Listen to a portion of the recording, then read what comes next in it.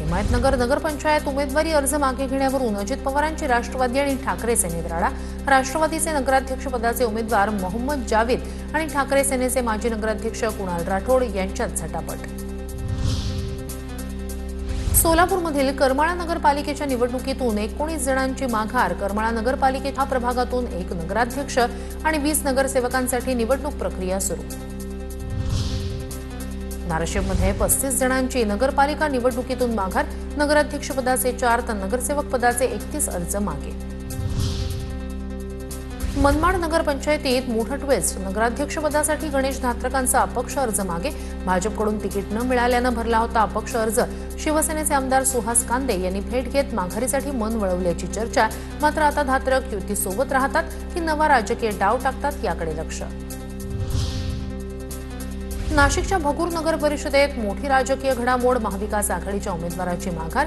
जयश्री देशमुख यांचा अजित पवार गट आणि भाजप युतीच्या उमेदवाराला पाठिंबा। भगूरमध्ये शिवसेना शिंदे गटाच्या अनिता करंजकर आणि अजित पवार गटाच्या प्रेरणा बलकवडे आमने-सामने।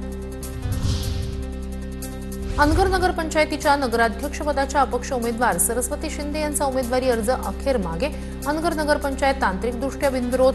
अर्ज बाद झाल्यानंतर उमेदवार उज्ज्वला थिटे यांची न्यायालयात धाव।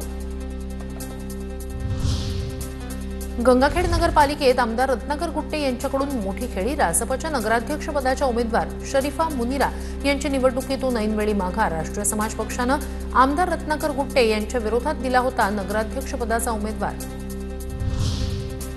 शिर्डी नगर परिषदेत अपक्ष उमेदवार बिनविरोध। अपक्षासाठी चक्क भाजपच्या उमेदवाराची माघार। प्रभाग क्रमांक 8 मधून छाया शिंदे बिनविरोध तर भाजपच्या मनीषा गोंदकर यांची माघार। मुख्यमंत्री देवेंद्र फडणवीस यांच्या शिष्टाईनं सुजय विखे यांनी जुळवून आणली राजकीय समीकरणं। सर्वसाधारण जागेवर ओबीसी उमेदवारासाठी मराठा उमेदवारानं घेतली माघार। नंदुरबारमध्ये शिवसेना ठाकरे गटाचे उमेदवार भक्तवत्सल सोनार यांनी घेतला उमेदवारी अर्ज मागे।